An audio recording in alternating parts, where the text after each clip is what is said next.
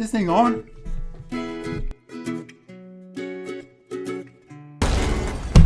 Okay, so let's get started. So what is analytical sociology?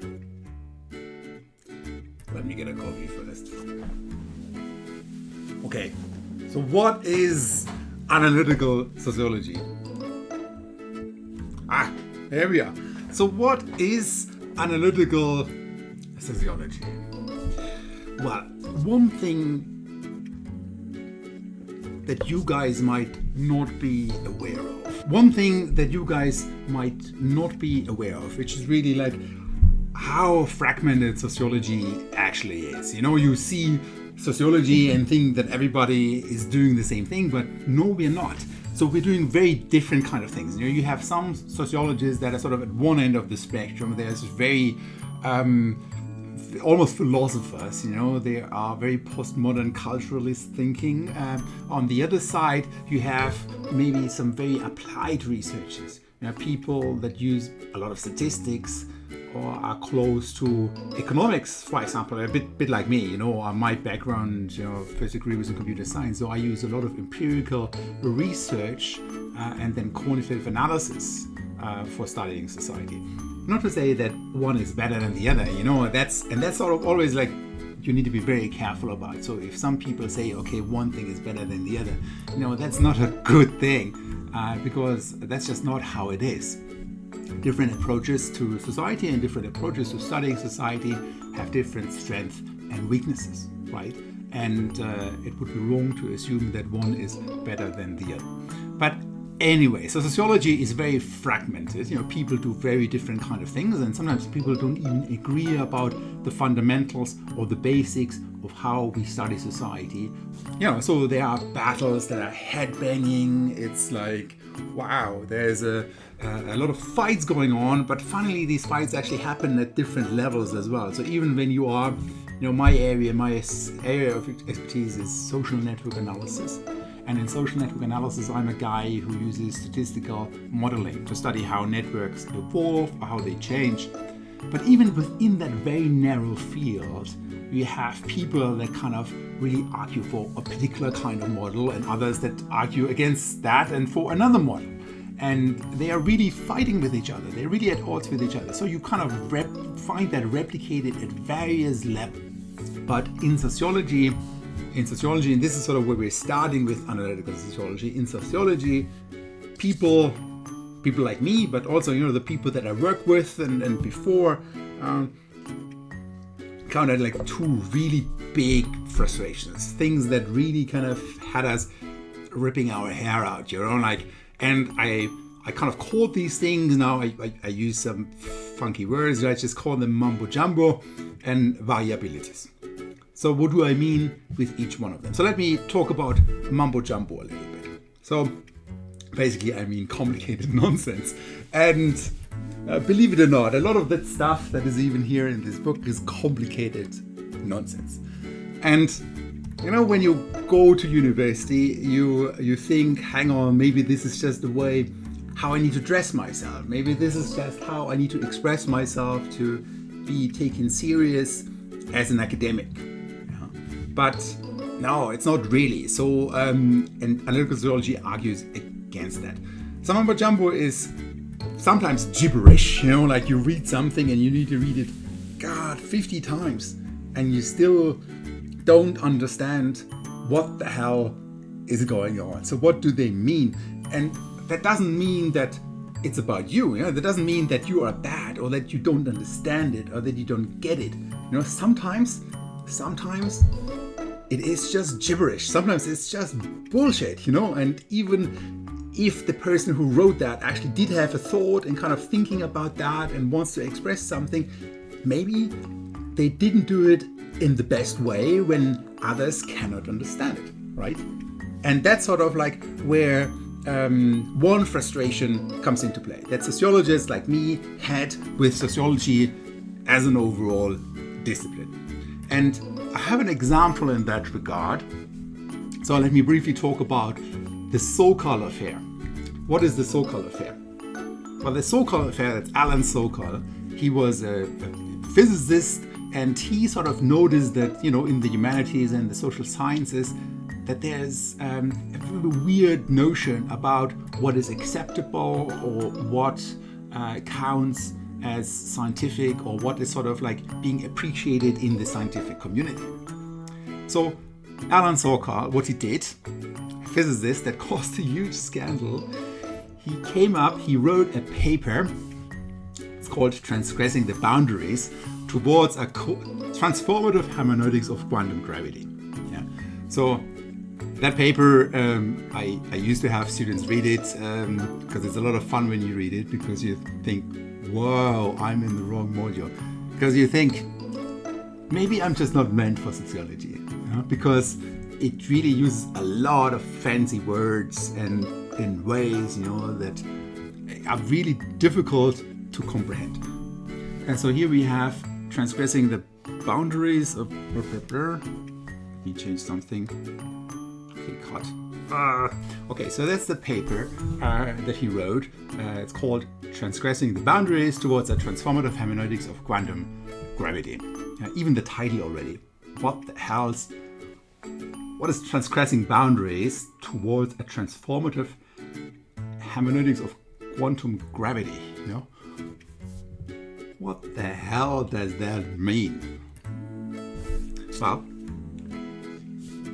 let's get further down into the paper. There we go. Now we see it.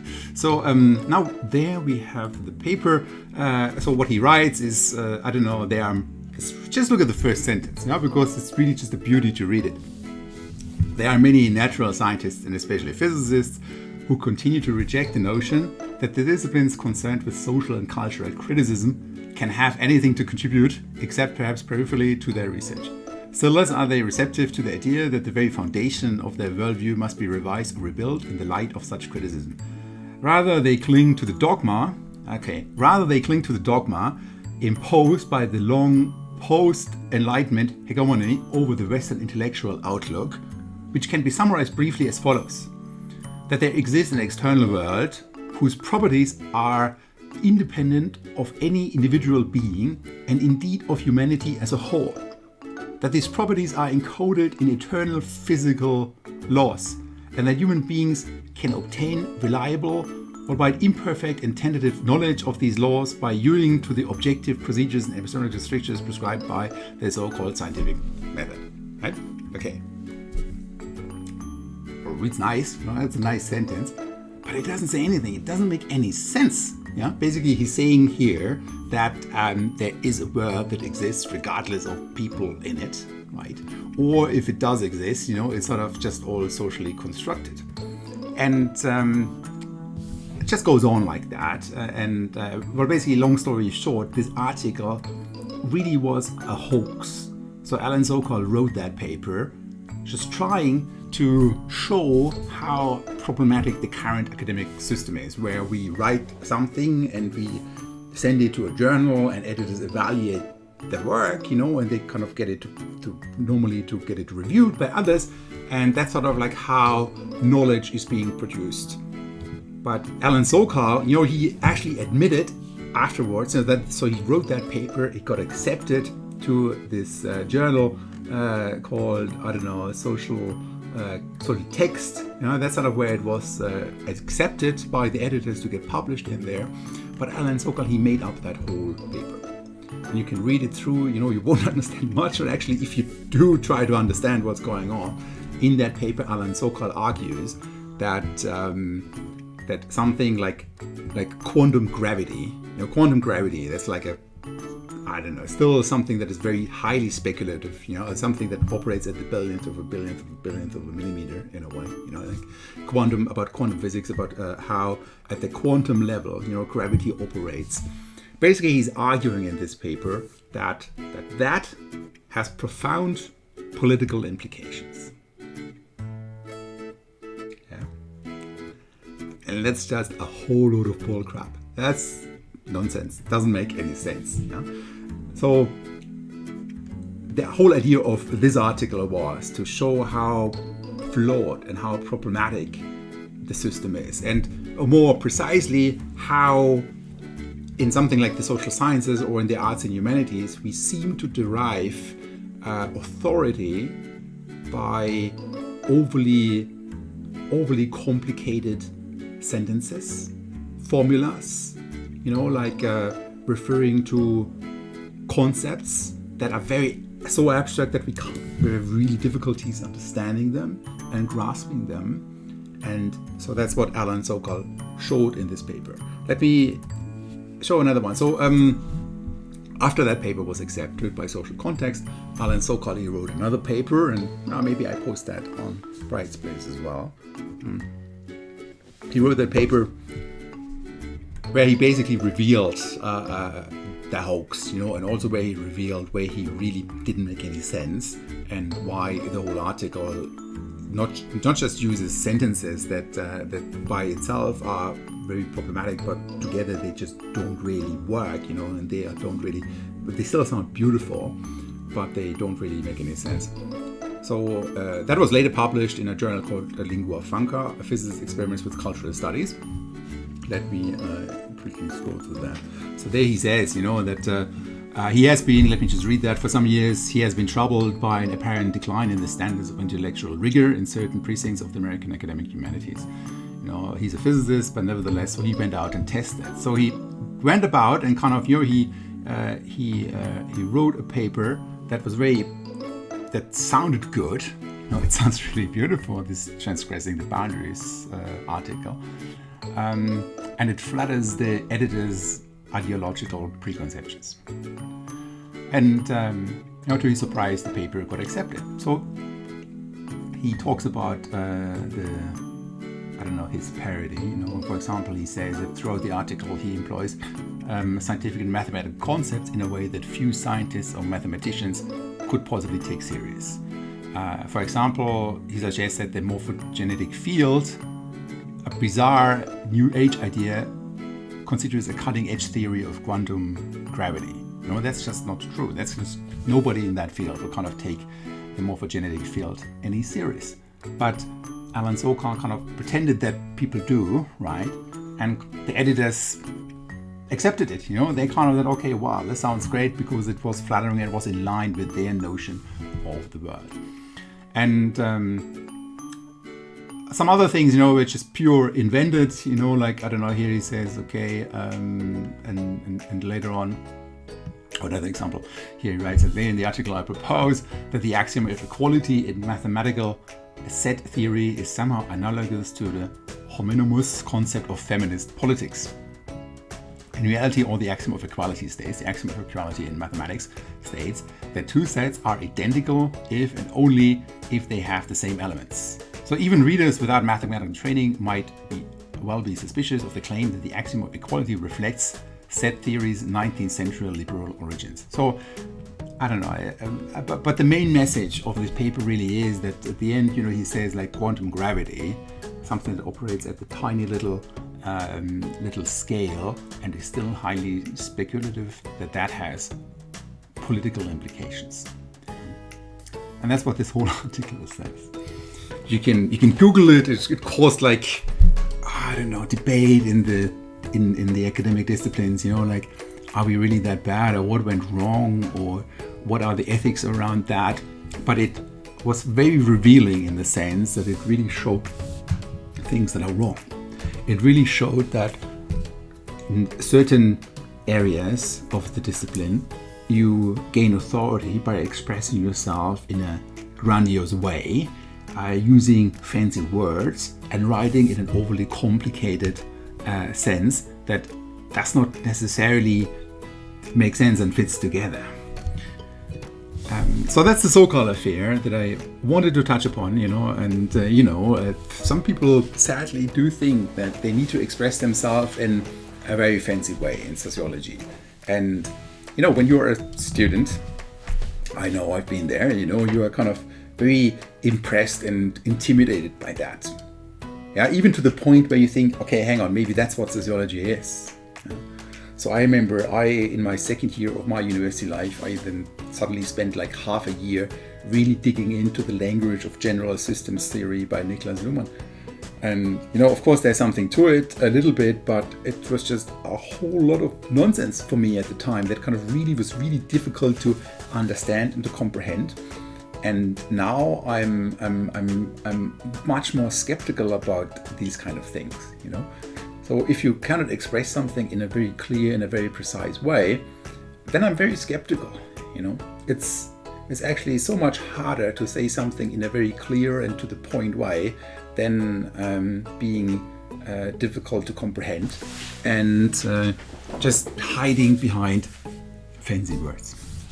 So that was one of the things that, sociologists became very suspicious about and very frustrated about. And I call that mumbo jumbo. So let's move on to the next thing. So what is the next thing that really annoyed the shit out of people? Well, it's variability. So that's sort of how I name it. That's how I call it. Again, it's not a word by itself, but I call it like that. What do I mean by that? But variability is probably at the other end of the spectrum, where people come along and they just blatantly relate things with each other. And, in some ways, not to say that this is cannot help us to get any further, but in some ways, when you look at what modern machine learning does, it really just relates variables with each other.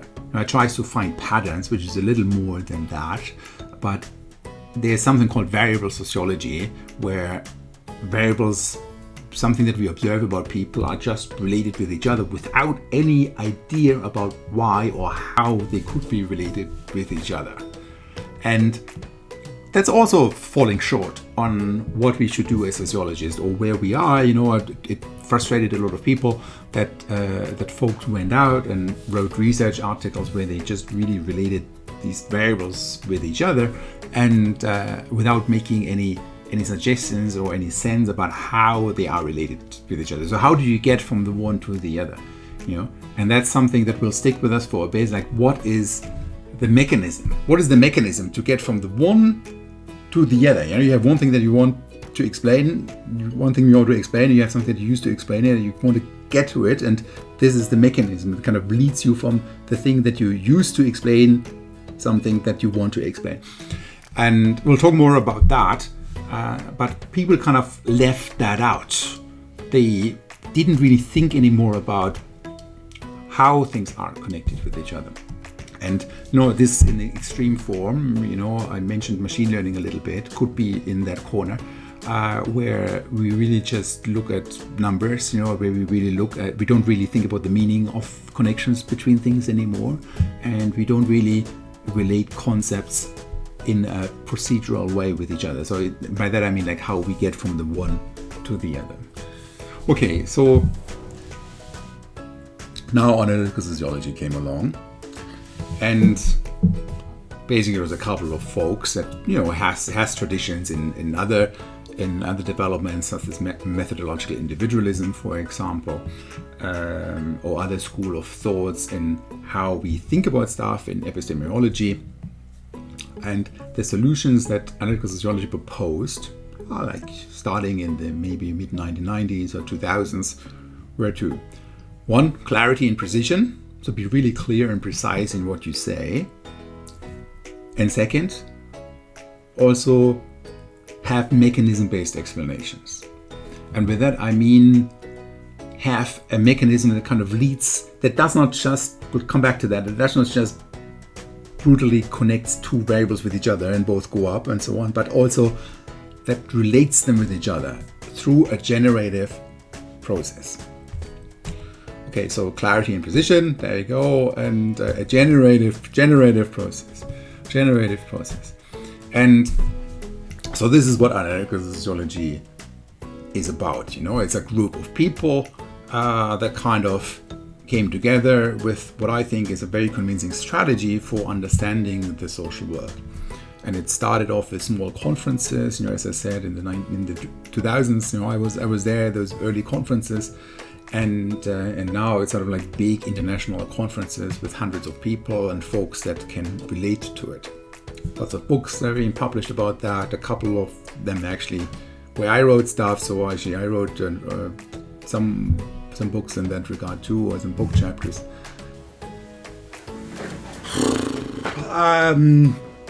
you know what? I think this is a good point. Let's call it a day. This is the first video. I have another video where I talk more about what analytical sociology actually is. Okay, so guys, see you at the next video.